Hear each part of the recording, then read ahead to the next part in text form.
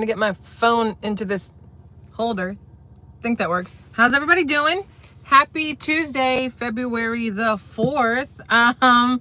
So yesterday, for those of you who don't know, we had the conversation about how Mexico's president, what's her face, gave in to Donald Trump's demands and then gave 10,000 of our own soldiers to our southern border to help keep it safe from the crackhead drug dealers and the fentanyl and all this other stuff. And I said to you yesterday, remember, before we ended the live stream, I said, well, the next thing that's going to happen is Donald Trump and Trudeau are supposed to have a phone call together. And what do you know? That phone call, Trudeau sat up there in Canada and talked so much shit about the tariffs that Donald Trump was going to place on Canada. And he was like, well, I'm gonna tariff the crap out of them too. I'm not gonna let them have energy. I'm gonna withhold maple syrup. And then at the last second, Donald Trump calls him. Trudeau, being the soy boy that he is, realized he had effed up Aaron, and he gave in. And now we're getting like $1.5 billion worth of security at the border of Canada and the US. Listen, there is so much going on that there's a lot going on right now. We have RFK Jr. to talk about. We have Tulsi Gabbard to talk about. We have the riots, is what I want to call them, in LA from the illegal immigrants to talk about. We have all kinds of stuff to discuss. I see Sarah said China didn't give in, but China, I'm not really concerned about China and tariffs with China. Although now they're saying, I think China's the one saying that they're going to withhold some oil stuff or something, and I'm like, I feel like there's ways to work around this. But with Trudeau, him giving in immediately, and at such an extent of give in that he did is absolutely amazing, in my personal opinion. The I have so much stuff here. Vice President, nope, that's with here we go. Justin Trudeau posted this on X. This is his post, okay? I'm not even going to read Donald Trump's yet. I'm going to read Trudeau's. He said, I just had a good call with President Trump. Canada is implementing our $1.3 billion border plan, reinforcing the border with new choppers, technology, and personnel, enhance coordination with our American partners, and increase resources to stop the flow of fentanyl. Nearly 10,000 frontline personnel are and will be working on protecting the border. Same number as in Mexico. Very interesting that 10,000 is the number that everybody was okay with. In addition, because wait, there's more, Canada is making new commitments to appoint a fentanyl czar, CZAR. You know how Kamala Harris was supposed to be the border czar because Joe Biden had appointed her that, and then obviously she didn't know what that meant because she didn't do shit for 4 years. He says, we will list cartels as terrorists, ensure 24/7 eyes on the border, launch a Canada-U.S. joint strike force to combat organized crime, fentanyl, and money laundering. I have also signed a new intelligence directive on organized crime and fentanyl, and we will be backing it with $200 million.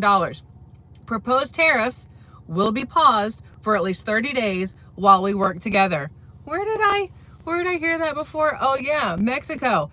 Tariffs will be paused for 30 days while Donald Trump makes sure that Mexico gets their shit together and they follow through with the things that they said that they would do in order to not have those tariffs implemented upon them and their working force, right? And so Trudeau's in the same boat. He's like, all right, we're gonna 30 days, we'll work together. And I don't think that, you know, Mexico and Canada are picking this 30-day trial period. I'm pretty sure Donald Trump is like, I'll give you 30 days. If you F it up after 30 days, Big Daddy's coming in and we're gonna make it even worse than we had originally said. 25% tariffs, F that, we're going 50%. I feel like that was probably part of the conversation that was had. It went from, if you can't do this right now, at 25% tariff being the threat, if you will, then imagine what will happen in 30 days if you do not go through with what you are saying you will do. Those tariffs at 25%, no, we're going to raise them to 50%. I bet you then you'll do what you're supposed to be doing and you'll work harder to ensure safety at both borders. Because what's crazy to me is that it's not just Donald Trump looking out for the safety of the people of the United States of America, which obviously he is our president and he cares about us, all of us. But having this crackdown on fentanyl at the southern border and the northern border is good for all the countries. No more fentanyl is good for all the countries. Y'all, this is gross, I know, but my nose is like running weirdly. I don't know. I got hot and then I got cold and then my nose decided to run. Anyway, green tea, low caffeine, because we don't need me full squirrel in here today. So that's one thing.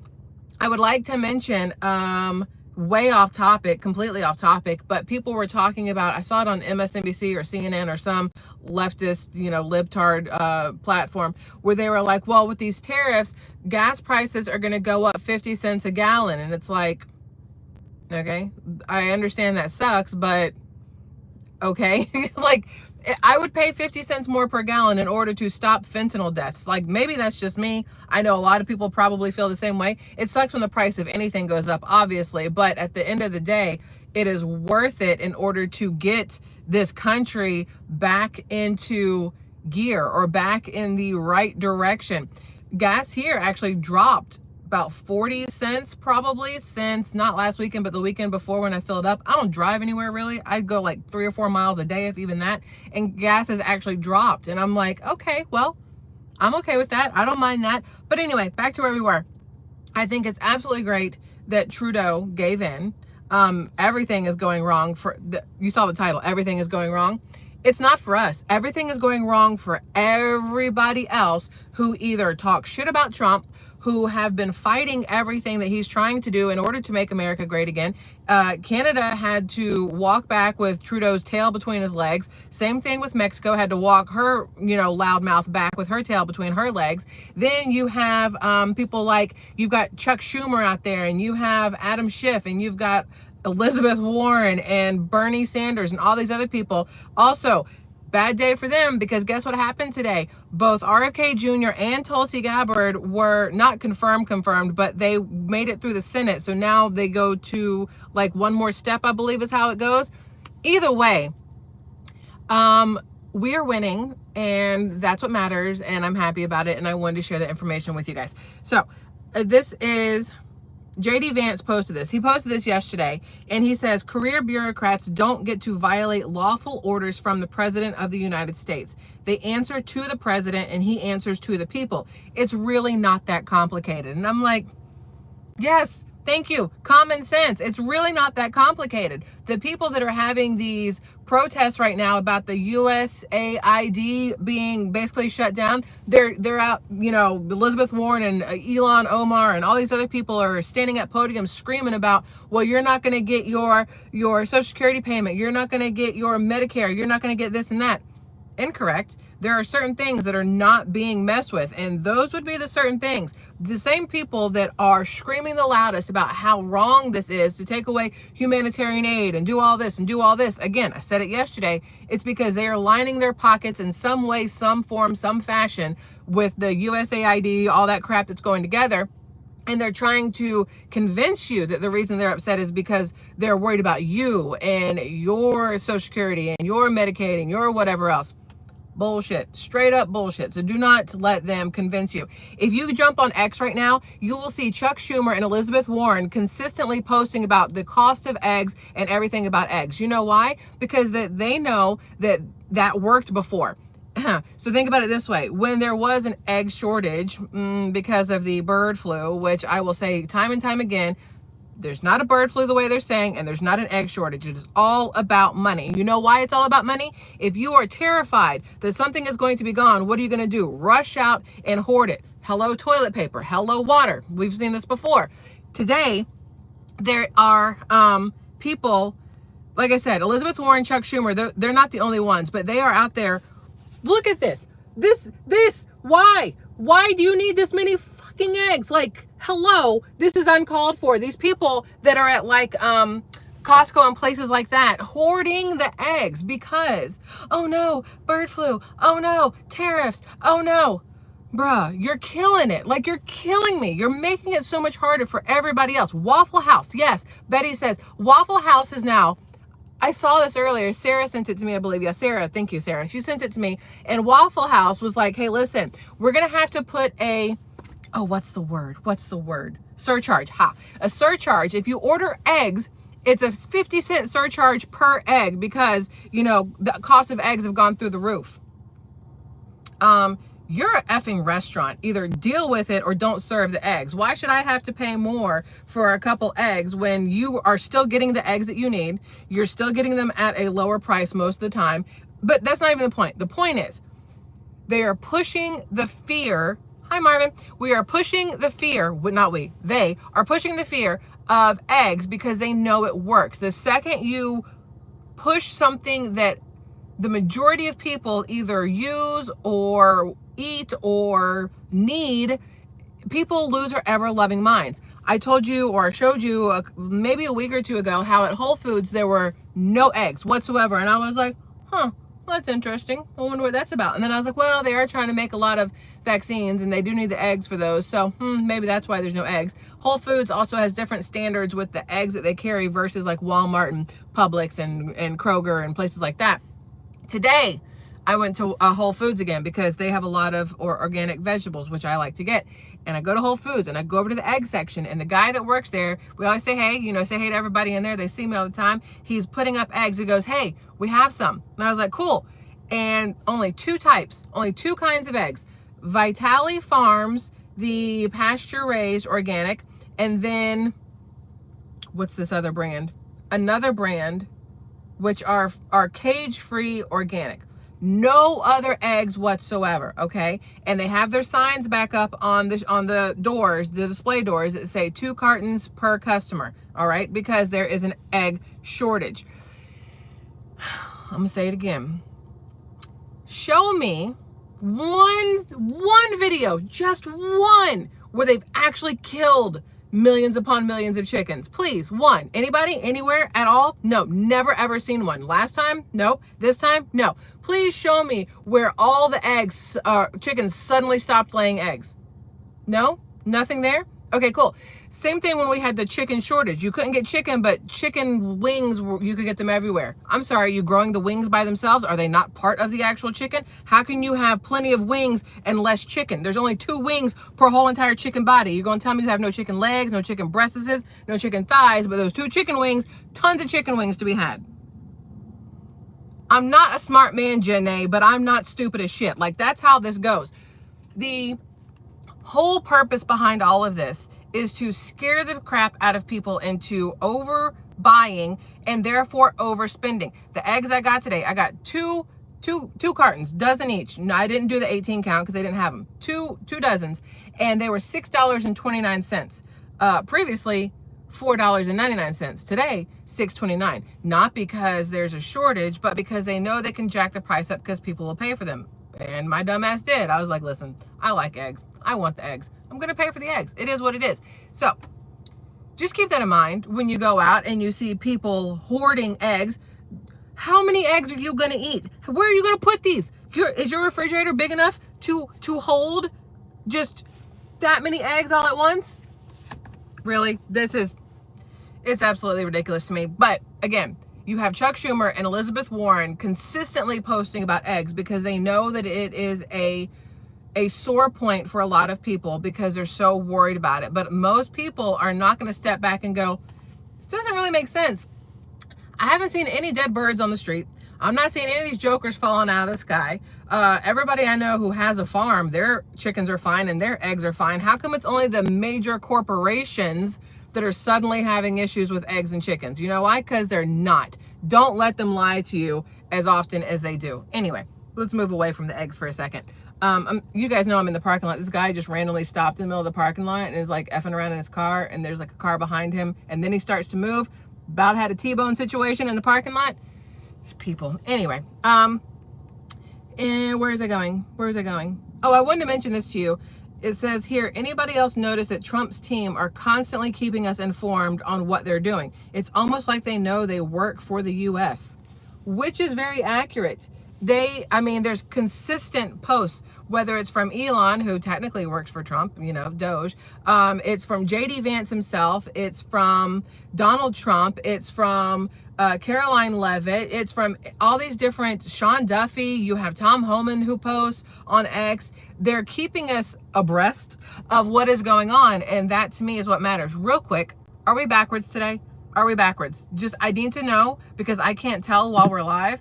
And I messed with some things on the phone and I'm hoping that we're not backwards. And I don't see anybody saying that we aren't or that we are. I'm still backwards. Son of a, Listen, I reached out to YouTube again and I was like, and they were like, oh, we'll put it through again and let people know that it's still backwards. I looked on Reddit. There are so many content creators who are bitching because it's still backwards for every single person. Makes no sense when everything was fine and then suddenly it's not. That's on YouTube. Lots of us are complaining, but I was just curious. I was hoping they had fixed it, but dragging ass over there.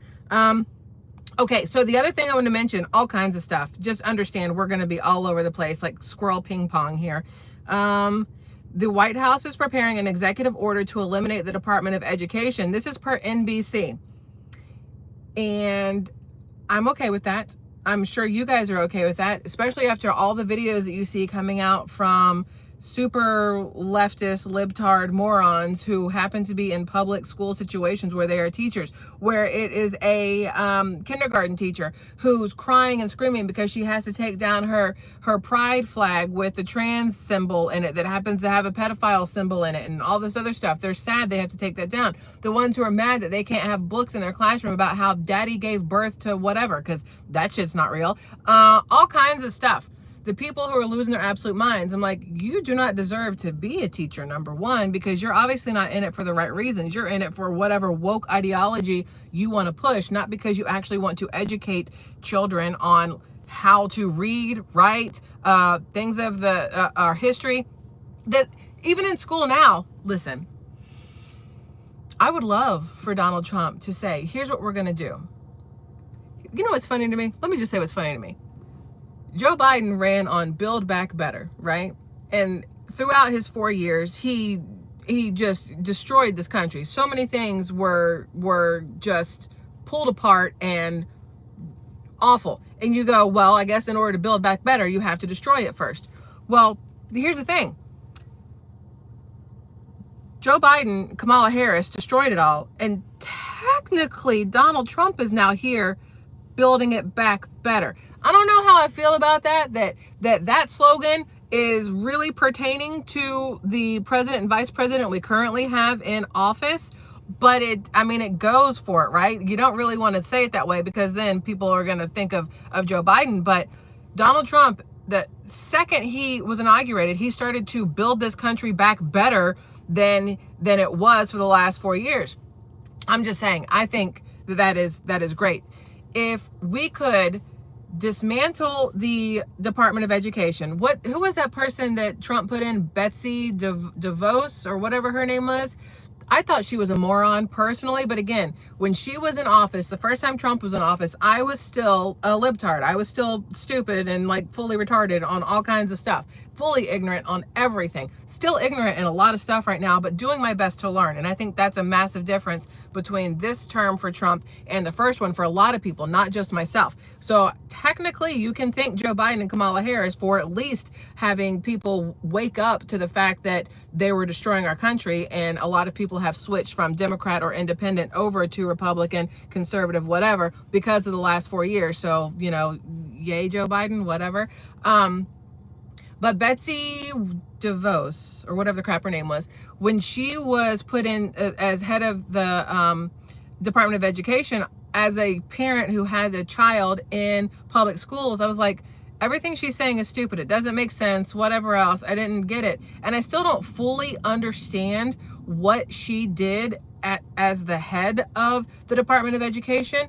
But what I do know is that there has been a massive difference between my daughter being in school here in Florida versus school in Georgia where she was. In Georgia where she was, I can tell you that it was an extremely diverse classroom. It's still diverse here in Florida. You think you're going to come to Florida, especially the area we're in, and it's going to just be like powder white everywhere, like just a bunch of white people. And it's not. There's massive diversity. There is black, there's white, there's Hispanic, there's Asian, there's Indian, there's whatever else there possibly is. Everybody all in one in her school, small school, right? The difference here though is in 7th grade when we moved here, the first class that she was signed up for was, I don't remember the name of it, but it was to learn the Constitution.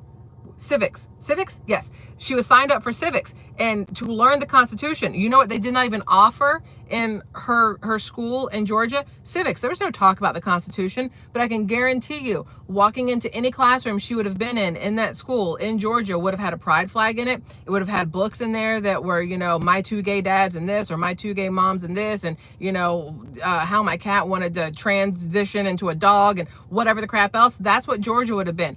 We don't see that here.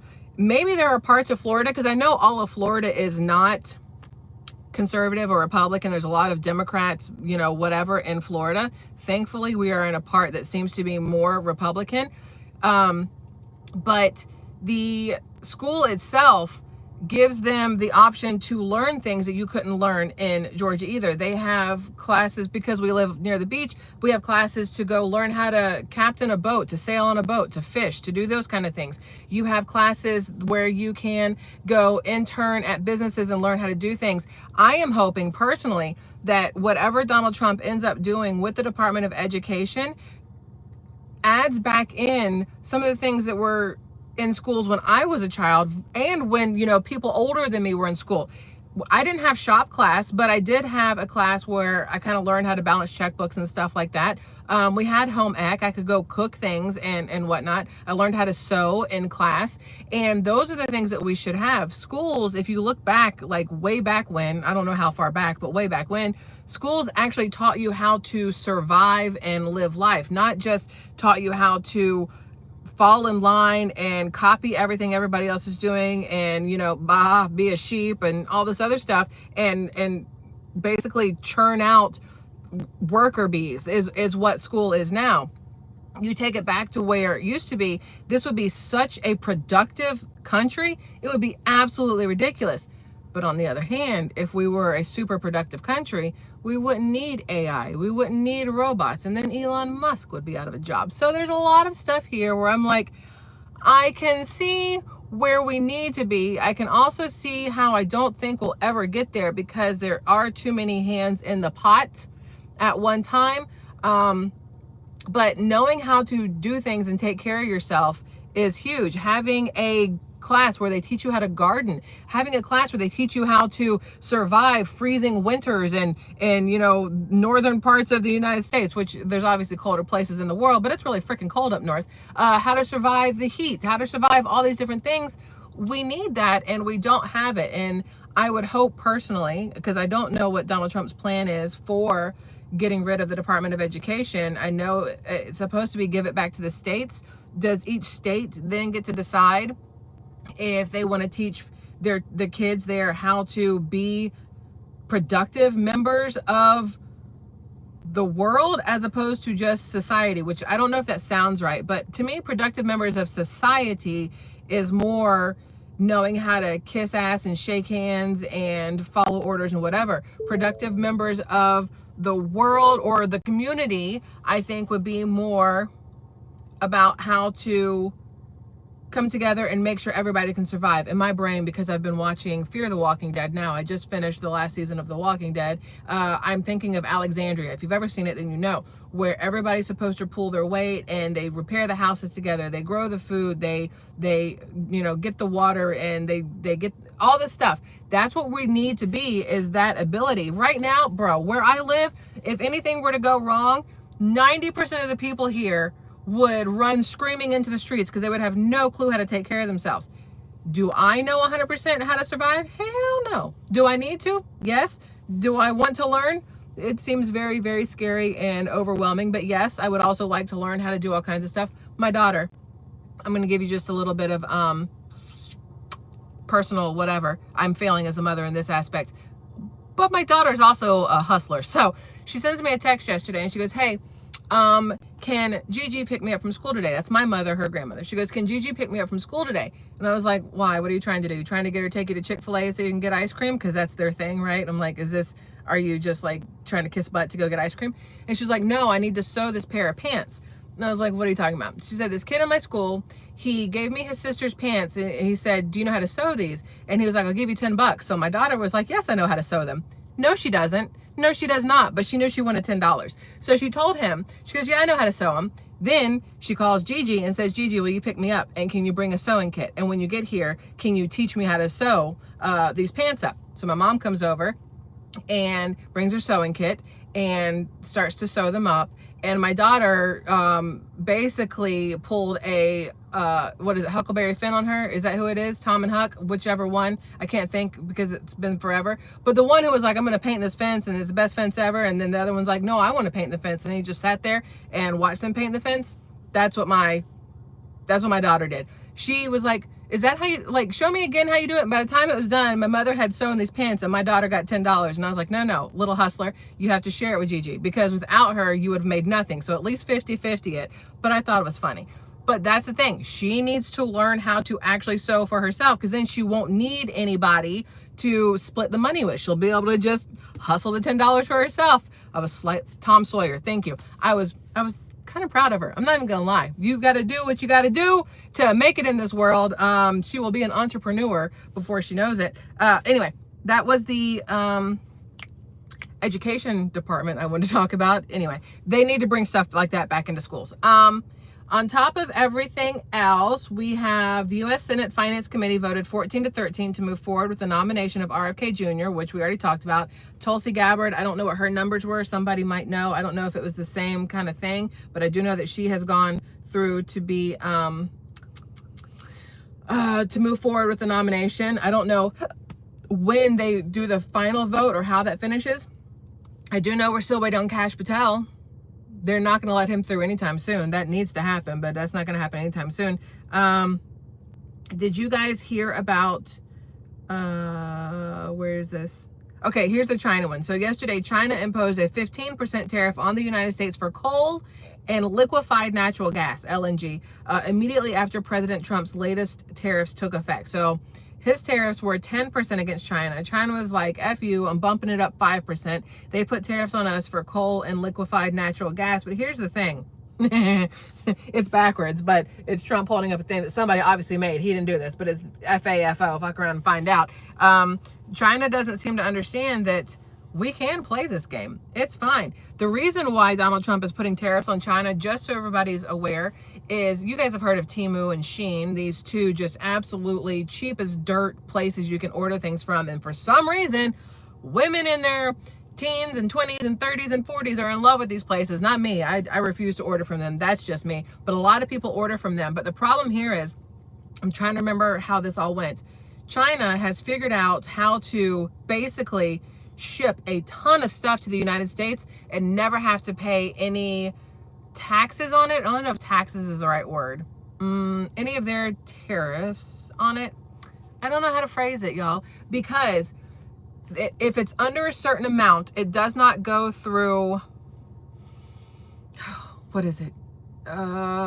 I probably should have saved all this and tried to figure out how to say customs. Haha, thank you. It doesn't go through customs the same way if it's under a certain dollar amount, and they don't have to pay the export fees or the import fees or whatever the crap it goes. So they have been forever and a day. When you order something, think about it. If you've ever ordered from Temu or Shein, they could send it in one package and you could get everything at once, but they don't. They send it in like 15 different packages, so they never have to pay taxes on it. Whereas we have to pay taxes on importing it, but they're not paying the taxes on shipping it through custom taxes or whatever else. So Donald Trump now with this tariff is meant to fix that, because basically the United States is subsidizing China's shipping business. If you think about it, if they're never having to pay these fees that everybody else is having to pay, these other countries, us included, are having to pay every time something is imported or exported, that's the problem. China's smart. They're not stupid. As much as we want to think they are, Wuhan, they are not stupid.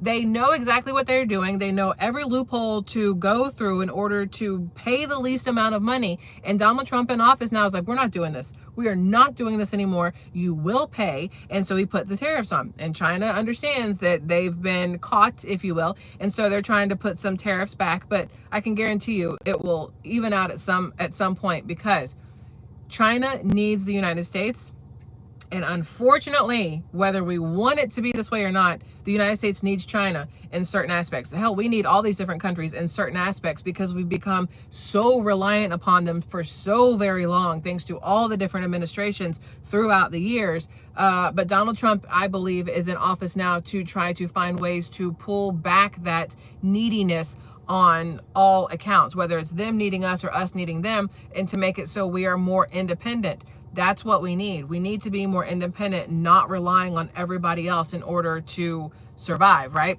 So that's that one. This is what I wanted to show you. This to me, out of everything we could possibly talk about today, is one of the biggest things that I don't know if anybody else is talking about this, and I probably should have started with this. So you guys have heard of El Salvador, little Hispanic country, El Salvador. Well, they have agreed, get this, they have agreed to take in criminals of any nationality, including U.S. convicts. Why? You have to ask yourself, but why? So, you know how when Donald Trump was trying to deport the Colombians back to Colombia, and the Mexicans back to Mexico, and the Haitians back to Haiti, and the Venezuelans back to Venezuela, and these countries didn't want their own people, and the people that belonged in those countries didn't want to go back to their countries, yet they sure do love their countries. The Colombia one, El Salvador goes, hey, we'll take those immigrants. If you don't want them, we'll take the immigrants. We'll take the criminals, any nationality, doesn't matter. If Venezuela doesn't want them, send them to us. If Colombia doesn't want them, send them to us. If Mexico doesn't want them back, send them to us. I need to understand why you would want that. Are you building the meanest lethal army ever? Like, I have questions. So this is, I want you guys to see this. This is supposed to be the jail where they will be kept. When you walk in, I mean, it looks pretty aggressive, right? Please hold. And then when you see the people, this looks like something out of one of those Scared Straight TV shows they do on, you know, if you don't get your shit in order, you're going to end up in prison with these guys. And then, you know, the kid starts crying like, I don't want to go to prison with those guys. And so that's what that looks like to me. But you have to wonder. See, that's what I was thinking. Random York, I think is what it says. You comment over on X too, I believe. I think I recognize your name. Said free labor. That was my first thought, is that they want all of these people because then they will put them to work picking the fruits and vegetables, fixing the roads, cleaning the streets, doing all this other stuff. And I'm like, oh, somebody else said organ harvesting. And I was like, that makes more sense to me. Black markets, they don't care where the kidney's from as long as they can get it. So, but that is crazy that they would take all of these people. How are they going to feed them? Are they going to ask for, is El Salvador going to then ask for some sort of compensation from the United States? Hey, listen, President Trump, you know, we took all these people from you. You don't have to worry about them anymore. We've locked them up. You never have to worry about them crossing your border again. But, you know, maybe if you could just like break me off a little, you know, $200-300 million or something so I could keep them fed. That way you don't have to worry about it. It feels like a good trade. It's way less than that $1 billion a week almost that the country was spending to keep them all in the country, right? Could be some sort of bargaining chip like that. And then, or it's one of those, hey, I'll take them, but you're going to owe me, and you'll know when you owe me. And when I come to collect, you got to say yes. I don't know how I feel about that either. So it sounds good, but at the end of the day, I'm like, that would be the army that then would be unleashed on the U.S. all at once and overwhelm us. Like when, I think of like an ant farm or an ant mound. You see this mound and you're like, I wonder what that is. And you kind of poke it, and then like an ant comes out and you're like, oh, it's not a big deal. So you poke it again, and the next thing you know, all the ants come out and you're like, well, that was a horrible effing idea. And then you run because ant bites hurt. That's what this feels like to me.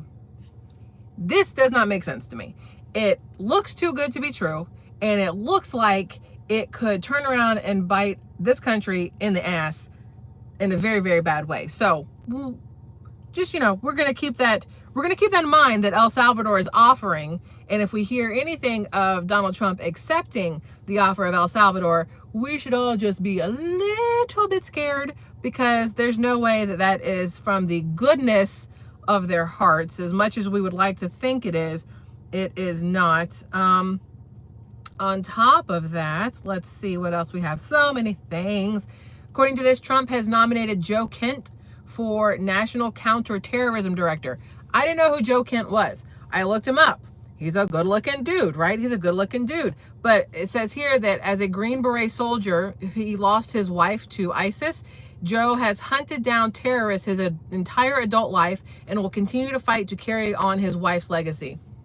That is what Netflix movies are made of. As much as we hate Netflix, they do like to make movies about stuff like this. So that would be cool. I just saw somebody says fog. Who has fog? This morning, I could not see 5 feet in front of me when I left to go to Pilates. Side note, Pilates at 7:30 is a horrible way to start your day because I wanted to vomit by 8:30. It was way too hard. When I went to leave, I was like, oh, there's a little bit of fog. And then I turned out of my apartment complex and I was like, it's like we're in the mist. I could not see anything. I was like, do I turn my lights on? Do I turn them off? Which one are you supposed to do? High beams? No high beams. Do I just flashers? Do I just drive real slow? I drove like, you know, grandma up, like face in the steering wheel, looking around, going real slow, stayed in the right side, the right lane. That way if I needed to like run off the road, I could. It was aggressive. And then suddenly it was gone and it's been glorious out all day. And I was like, all right, let's see what you're doing there, fog. I don't know what's in you. I put my vents on recirculate from inside. I was like, not playing with you. I've heard what people say. I don't want any of your fog in my car. You keep your fog to yourself. So I did all that. But this guy for Joe Kent for National Counterterrorism Director so far seems to have been a good idea for a lot of people. I've seen a lot of good things that have been said about it. I don't really think that Donald Trump has made too many awful picks, except for Dr. Oz, like I said, absolute horrific trash that I do not understand. Some people are not fond of, I think it's Pam Bondi they're not fond. No, that doesn't feel right. Who is the female who's against 2A? Is it Bondi? I can't remember who it is, but there's a female that a lot of people are saying, hey, you know, it sounds good on paper, but she's against 2A. It's definitely not Tulsi, because Tulsi is military. Tulsi, I don't think would be against 2A, but I can't remember who it is. It is Pam Bondi. See, that's the problem. So I don't know why Trump picks the people that he picks for the positions that he does. You would think when he picked Caroline Leavitt, like if you didn't know anything about her, you'd think, oh, some, you know, cute blonde, what if she's ditzy, or what if she's whatever, she's kind of young, you know, and blah, blah, blah. That girl is killing it. I was like, oh, Trump, I see what you did there. Good pick, my man. Good pick, my man. J.D. Vance, love it, love it. At first I was sad. I wanted Byron Donalds, and he picked J.D. Vance, and I was like, you're not so bad. I like you. Kash Patel, I was like, I don't know about this. Then I heard Kash Patel at his confirmation hearing, and I was like, oh, okay, he's on it. Same thing with Tulsi Gabbard, RFK Jr., all these different things, and I was like, okay, all right, I'm sticking with you. I still do not trust Dr. Oz, and I don't want him anywhere near anything that's going on with this country. But besides that, I'm thinking he's doing a really good job so far. Now, there's a page on X. If you guys haven't seen it, if you're not on X, you really should be. I don't care if you're 12 or 102. It is a place to go to get immediate information on what's going on before waiting for the 6 o'clock news where they're going to lie to you about it or whatever. There's this one account on there called Rapid Response 47, and it is a Trump administration page or account or what. I don't even know what you're supposed to call these things over there. I'm not even gonna lie, but they posted here yesterday. They said USAID has been unaccountable to taxpayers for decades, funneling money to ridiculous and in many cases malicious pet projects of entrenched bureaucrats with zero oversight. And, you know, now they're going through with examples of waste and abuse. This one, $1.5 million, listen, to advance diversity, equity, and inclusion in Serbia's workplaces and business communities. Why the fuck are we sending $1.5 million to Serbia for anything? Why? You know where that $1.5 million would have done really, really well? North Carolina. Okay. $70,000 for production of a DEI musical in Ireland. What, can Ireland not make their own musical? Why do we need to fund a musical in Ireland? $2.5 million for electric vehicles for Vietnam. I'm sorry, why? I mean, if you're going to have $2.5 million for electric vehicles, do they have power grids enough to charge said electric vehicles? But why do we need to give them $2.5 million of electric vehicles? Can Vietnam not figure their own shit out? Like, these are all my questions. These are all my questions, is why are we doing these? $47,000 for a transgender opera in Colombia. I'm sure they have their own transgender people. Why do we have to pay for the opera? That again, a $32,000 transgender comic book in Peru. Listen, this is why Elon Musk is doing what he is doing. And this is why people who are like, I didn't vote for Elon Musk. Bitch, I did. I voted for whatever it is that Donald Trump is doing to get this country back on track. And if that means Elon Musk hiring 20-something-year-old autistic dudes to build code to figure out what's going on with the Treasury and whatever else, do it. Do it. I do not mind. Because this right here is some bullshit. This is 4 million. This is $4.2 million, because that's as much math as I'm doing right now, that we read about. $4.2 million for DEI and transgender stuff for other countries. Yet, if you're in North Carolina and we're ravaged by Hurricane Helene, you might get $750 if they approve it. If you're in California where you're ravaged by the wildfires, you might get $775 if they approve it. But, you know, let's spend 32 grand for a transgender comic book in Peru. That feels like really good spending of money, really good spending of taxpayer dollars right there. Sometimes I hate people. It's just what it is. It's not nice. I know it's not nice, and I'll have to get right with that myself. I know that's on me. But whoever decided that that's what needed to happen, I hate you. I think you're an effing moron, and you should probably go stick your head in water. Like, it does not make sense to me. Anyway, anyway. On top of that, Donald Trump is going to the Super Bowl this weekend. Not sure how I feel about that. He is the first sitting president to ever go to a Super Bowl. Now, I think he's doing it for petty reasons, which is why I'm kind of sort of okay with it. Because you know who else is going to be at the Super Bowl? Taylor Swift. You know who do not like each other? Donald Trump and Taylor Swift. It will be interesting when Donald Trump is announced at the Super Bowl to hear what kind of cheers he gets. And then when people realize that they keep panning to Taylor Swift instead of the game, how many boos she gets. Because who gives a shit about Taylor Swift? Or whatever Kelsey it is that she's with. Because there's two of them. Travis is the one that she's with. I don't really care. But either way, am I happy that he's going to the Super Bowl? No, because I don't really trust people not to try to assassinate our president. And he keeps giving a lot of, you know, open areas where it can be done, and he really needs to quit it. I feel like he should stay in a bubbled room and nobody can have access to him. This just came out earlier, and this is why I'm talking about assassination stuff. Let's see. Oh, side note, Netanyahu just got to the White House about half an hour ago. I don't know what they're about to do and have a conversation about, but listen to this. Iran and their proxies who have threatened to retaliate against you and your team by killing you guys for taking out Soleimani. Well, they haven't done that, and that would be a terrible thing for them to do. Not because of me. If they did that, they would be obliterated. That'd be the end. I've left instructions. If they do it, they get obliterated. There won't be anything left. And they shouldn't be able to do it. And Biden should have said that, but he never did. I don't know why. Lack of intelligence, perhaps. But he never said it. If that happens to a leader, or close to a leader, frankly, if you had other people involved also, you would call for total obliteration of a state that did it. That would include Iran. So I'm signing. I just thought that was great. He was like, they will be obliterated. I have left instructions. Like, you know how you're supposed to leave your will when something happens to you? You should have a living will and whatever else. If anything happens, they know what to do with all your stuff. The president obviously has to have one too, but I like the fact that his is like, hey, if anything happens to me, nuke that mofo over there. Like, he's not playing. At no point in time is Donald Trump playing, and I absolutely love it.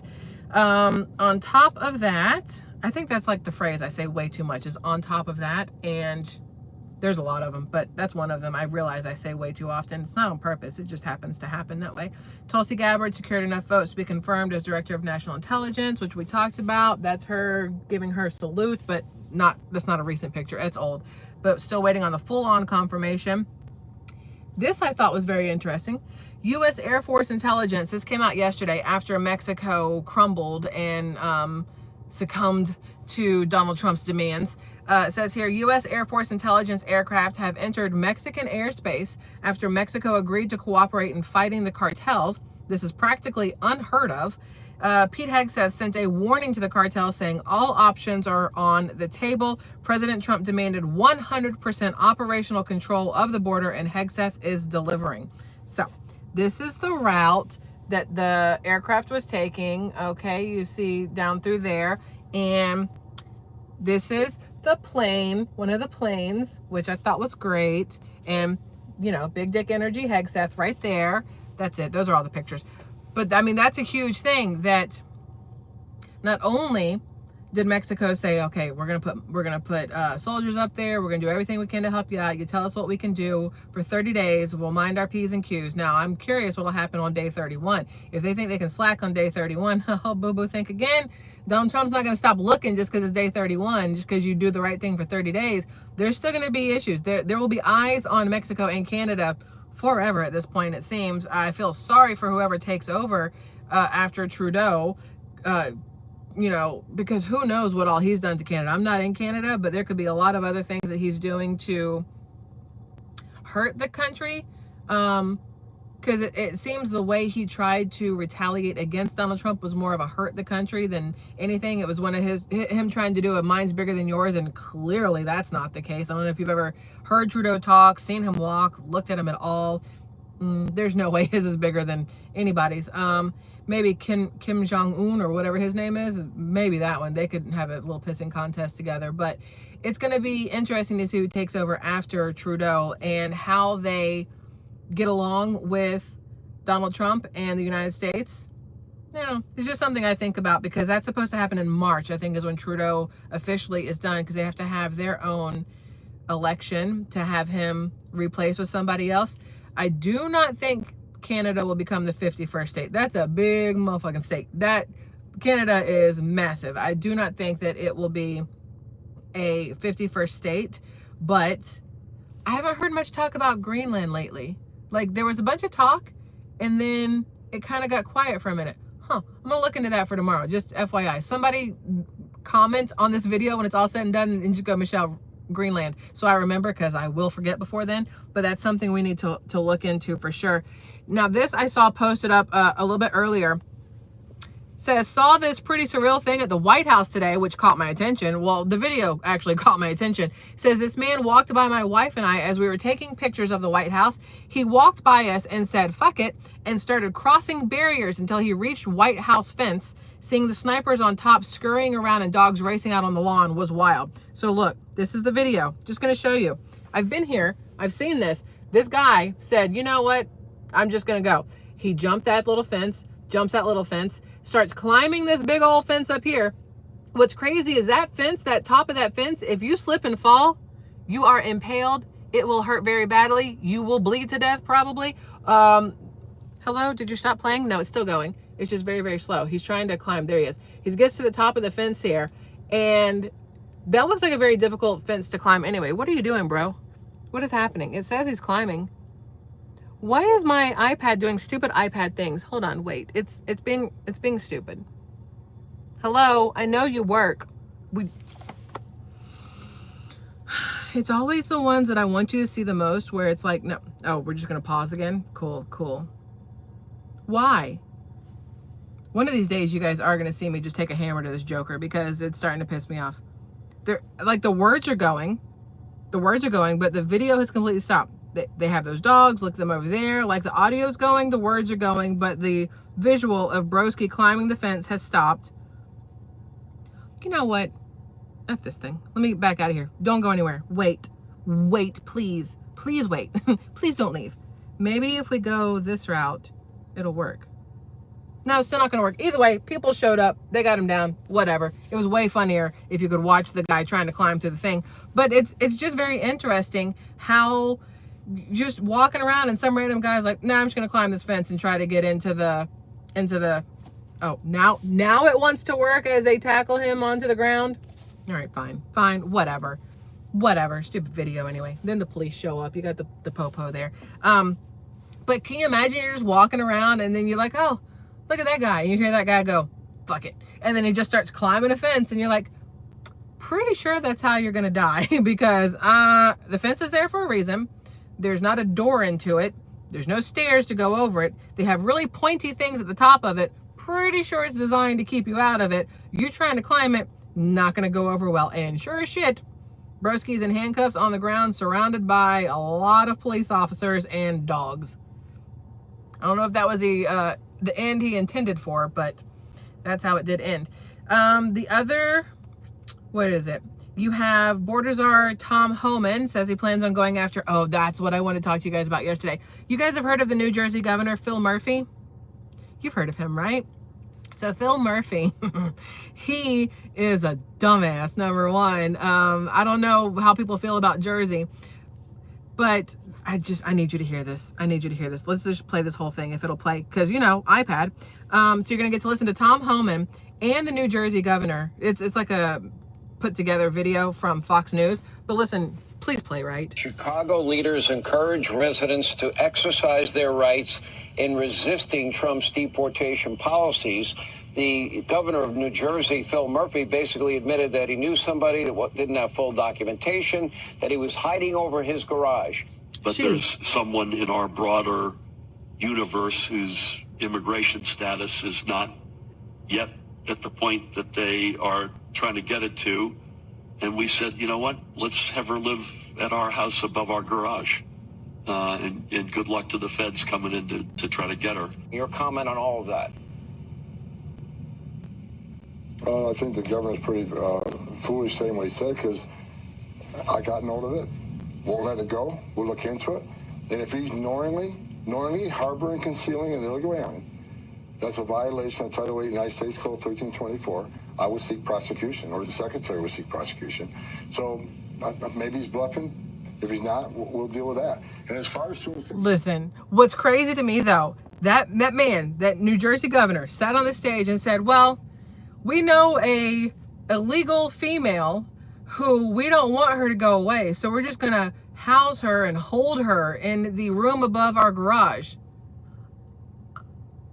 I'm sorry, did you kidnap somebody? Number one, is this like a slave? Number two, how is this what you're doing, and why would you tell people about this? I have so many questions. Was she your housekeeper? Is she your, when your wife has a headache and can't do it, you're like, just call whatever from above the garage? Like, I don't understand why this is a thing and why he was stupid enough to say it out loud. There are some things that you're supposed to keep in here should never come out here.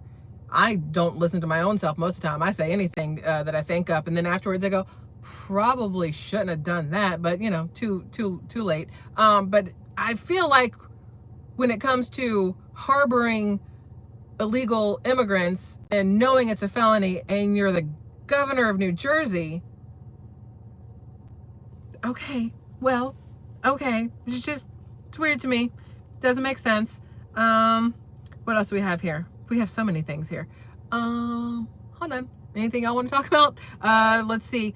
Congressman Mike Collins out of Georgia has reintroduced a bill to make the blocking of highways in protest a federal crime.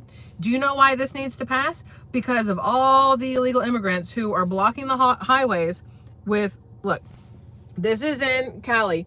People were trying to get through. This is in LA.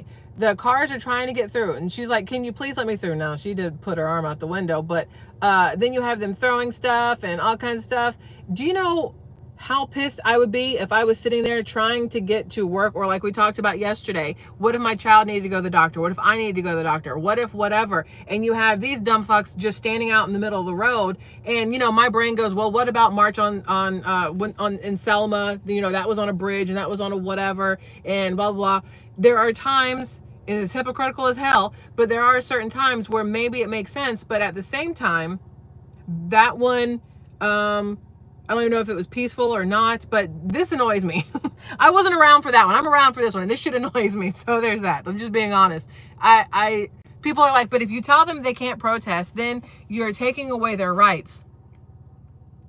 Guess what? I hate to be the bearer of obvious news here, but they're not citizens.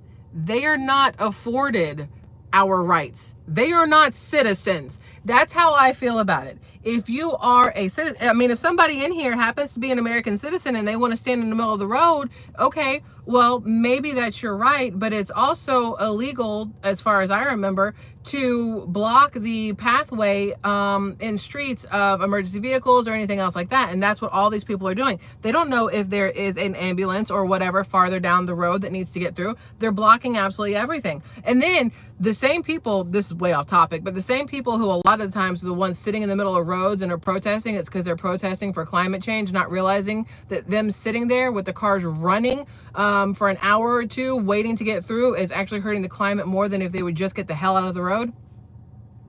That is all. That is all. I don't like this whole situation. I would run them over. I have a bail fund. I'll use it. I'm not going to run you over to kill you. It's not like I'm trying to pop your head like a gusher, but you will probably get hurt if you're stupid enough to stand in front of a car. It feels like common sense. If you don't want to get run over, don't stand in the middle of a street. If you're standing in the middle of the street, it's because at some point you woke up and go, I'd like to get run over by a vehicle today. I should go stand in the middle of the street. It's the best place that could ever happen. Oh, it's fine. It's fine. I like this. Somebody said, if you didn't flip out when Biden fired federal workers for not getting a vaccine, we don't really care what you think about Trump firing federal workers for not contributing anything.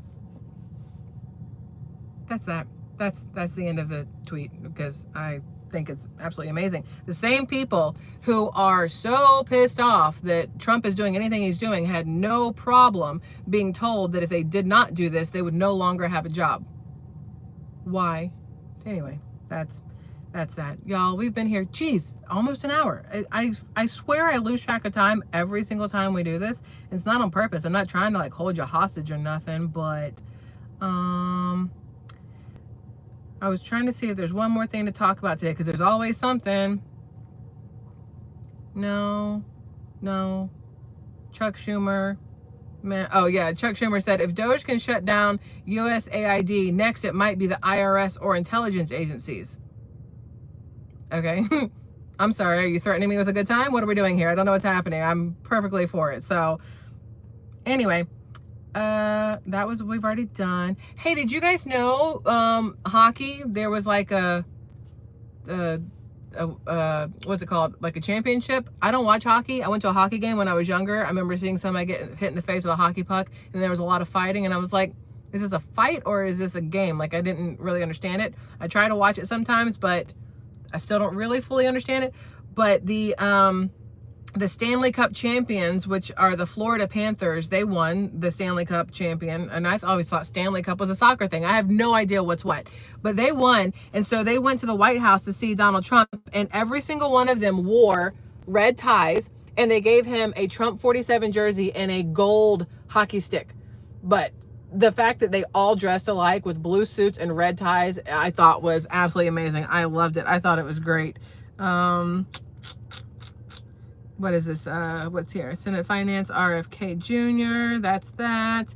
Last thing I'm going to read to you is from Matt Gaetz. We haven't talked about him in a minute and his weird eyebrows. And every time I look at Matt Gaetz, I want to go watch Beetlejuice. I'm not even going to pretend like they're not twins to me. He said Trump didn't even have to impose the tariffs, and he got Canada and Mexico to pony up for border security. He's cooking. Or he's cooked, or cooking. That's like a really popular word for social media. And Matt Gaetz throwing it out there was just weird to me, because I hear my kids say it sometimes. So it was just funny, like, Matt, you're trying too hard, honey. Tone it down just a little. Just, just a little. But I thought it was great. I guess that's it.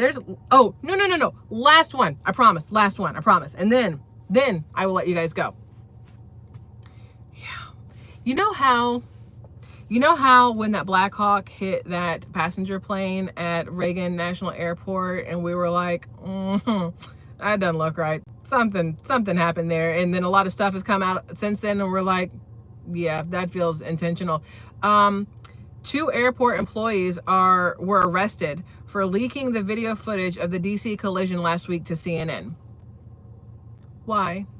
If you're not hiding anything, why do you care that the footage is out? It's not just them. I mean, it says 2 Metropolitan Washington Airport's Authority employees are now facing charges of computer trespass after allegedly making an unauthorized copy of the video and giving it to CNN. What I heard was they didn't want that information or that video out before they came out with whatever narrative they were going to try to come out with, because here we can clearly see the impact. It's not like they can come up with some story of, well, the airplane turned into it, or, well, this blah blah blah. And it is crazy to me that they have arrested them.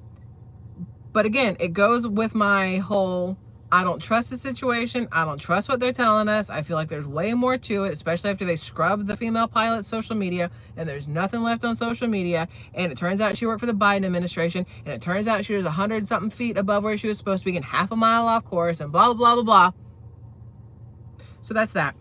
It's just very interesting to me that they are going after them, arresting them for sharing a video that could have been seen from anybody who happened to be out with a phone and recording at the same time and got it, or anybody's security cameras or anything else. There's got to be a reason that they don't want that out there. Too late, boo-boo. We've already seen it. We know y'all are hiding something, so there's that. Oh, okay, y'all. I guess I'll let you go now. I could stay here all day if you wanted to, but I do got to cook dinner at some point. It's 5 o'clock. Might as well go cook dinner. I'm sure the husband and my daughter would like to eat. I tried to make ribs last night. So I made ribs last night.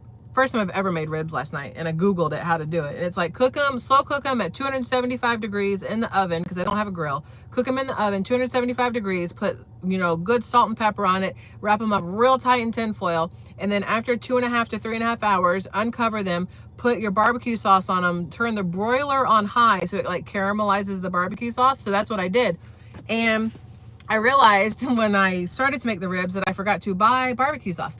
So I took barbecue sauces that I had a little bit left of, and I just mixed them all together. I tasted it and I thought it tasted fine. I liked it, but I like Carolina Gold barbecue sauce. Turns out my husband and daughter don't. So they were not a fan of the ribs last night. So my mom took them all home with her. So I'm not gonna do that again. So that's all I got for you. I don't know why I told you that. Just so you know, don't invite me over and ask me to cook ribs. So I love you guys, and I will see you. Don't forget Greenland. See you, Sandra. Thank you so much. I'm still gonna forget. Y'all have to say it in the comment section at the end of this. Oh yeah, the black box. See what happened here? They said they have the black box from the airplane, but they said they've recovered the black box from the Black Hawk, which at first they said didn't have a black box. Then suddenly it did have a black box, but they're saying it's so waterlogged that they can't really get any information off of it. Pretty sure the whole point in a black box is to withstand fire and water. So again, I'm just saying, a lot of cover-ups going on there. And I gave myself hiccups because I talk too much. All right. I love you guys immensely. Have a fabulous rest of your Tuesday, my dudes. Try not to hiccup burp at y'all because it was one of those weird things there. And I will see you guys again tomorrow sometime, maybe in the morning, definitely in the afternoon, maybe 2 tomorrow. Maybe we're going for a 2-fer. So have a good night.